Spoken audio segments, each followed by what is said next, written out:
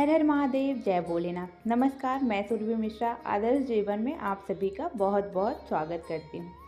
आज मैं लेकर आई हूँ श्री कृष्ण की बहुत ही रोचक कहानी। प्रभु श्री कृष्ण ने गोपियों के साथ तो बहुत सी लीला की हैं। श्री कृष्ण गोपियों की मटकी फोड़ते और माखन चुराते और गोपियाँ श्री कृष्ण का उलाहना लेकर यशोदा मैया के पास आती। ऐसा बहुत बार हुआ है। एक बार की बात है कि यशोदा मैया प्रभु श्री कृष्ण के उलाहनों से तंग आ गईं और छड़ी लेकर श्री कृष्ण की ओर दौड़ी। जब प्रभु ने अपनी मैया को क्रोध में देखा तो वह अपना बचाव करने के लिए भागने लगे। भागते भागते श्री कृष्ण एक कुम्हार के पास पहुँचे। कुम्हार तो अपने मिट्टी के घड़े बनाने में व्यस्त था, लेकिन जैसे ही कुम्हार ने श्री कृष्ण को देखा तो वह बहुत प्रसन्न हुआ। कुम्हार जानता था कि श्री कृष्ण साक्षात परमेश्वर हैं। तब प्रभु ने कुम्हार से कहा कि कुम्हार जी, आज मेरी मैया मुझ पर बहुत क्रोधित है। मैया छड़ी लेकर मेरे पीछे आ रही है। भैया मुझे कहीं छुपा लो। तब कुम्हार ने श्री कृष्ण को एक बड़े से मटके के नीचे छुपा दिया। कुछ ही क्षणों में मैया यशोदा भी वहां आ गईं और कुम्हार से पूछने लगी, क्यों रे कुम्हार, तूने मेरे कन्हैया को कहीं देखा है क्या?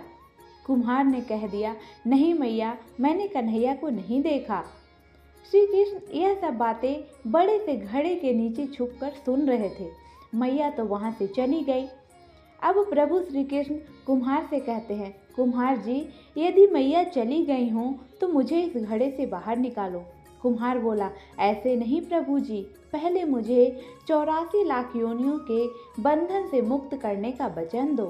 भगवान मुस्कुराए और कहा कि ठीक है, मैं तुम्हें 84 लाख योनियों से मुक्त करने का वचन देता हूँ। अब मुझे बाहर निकाल दो। कुम्हार कहने लगा कि मुझे अकेले नहीं प्रभु जी, मेरे परिवार के सभी लोगों को भी 84 लाख योनियों के बंधन से मुक्त करने का वचन दोगे, तभी मैं आपको इस घड़े से बाहर निकालूंगा। प्रभु जी कहते हैं, चलो ठीक है, उनको भी 84 लाख योनियों के बंधन से मुक्त होने का मैं वचन देता हूँ। अब तो मुझे घड़े से बाहर निकाल दो। अब कुम्हार कहता है, बस प्रभु जी, एक विनती और है, उसे भी पूरा करने का वचन दे दो तो मैं आपको घड़े से बाहर निकाल दूंगा। भगवान बोले, वो भी बता दे, क्या कहना चाहते हो? कुम्हार कहने लगा, प्रभु जी, जिस घड़े के नीचे आप छुपे हो उसकी मिट्टी मेरे बैलों के ऊपर लाद के लाई गई है। मेरे इस बैलों को भी 84 के बंधन से मुक्त करने का वचन दो।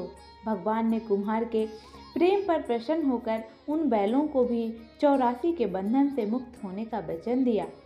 प्रभु बोले, अब तो तुम्हारी सब इच्छा पूरी हो गई, अब तो मुझे घड़े से बाहर निकाल दो। तब कुम्हार कहता है, अभी नहीं भगवान, बस एक और अंतिम इच्छा और है, उसे भी पूरा कर दीजिए। तब भगवान बोले कि वह क्या है? तब कुम्हार बोलता है, जो भी प्राणी हम दोनों के बीच इस संवाद को सुनेगा उसे भी आप 84 लाख योनियों के बंधन से मुक्त करेंगे। बस यह वचन दे दो तो मैं आपको इस घड़े से बाहर निकाल दूंगा। कुम्हार की प्रेम भरी बातों को सुनकर प्रभु श्री कृष्ण बहुत खुश हुए और कुम्हार की इस इच्छा को भी पूरी करने का वचन दिए। फिर कुम्हार ने बाल श्री कृष्ण को घड़े से बाहर निकाल दिया। उनके चरणों में साष्टांग प्रणाम किया, प्रभु के चरण धोए और चरणामृत लिया। अपनी पूरी झोपड़ी में चरणामृत का छिड़काव किया और प्रभु जी के गले लगकर इतना रोए कि प्रभु में ही विलीन हो गए। जरा सोचो, जो बाल श्री कृष्ण 7 कोस लंबे चौड़े गोवर्धन पर्वत को अपने इक्किनी उंगली पर उठा सकते हैं तो क्या वो एक घड़ा नहीं उठा सकते थे? लेकिन बिना प्रेम रीझे नहीं नटवर नंद किशोर। कोई कितने भी यज्ञ करे, अनुष्ठान करे, कितना भी दान करे, चाहे कितनी भी भक्ति करे, लेकिन जब तक मन में प्राणी मात्र के लिए प्रेम नहीं होगा, प्रभु श्री कृष्ण नहीं मिल सकते हैं।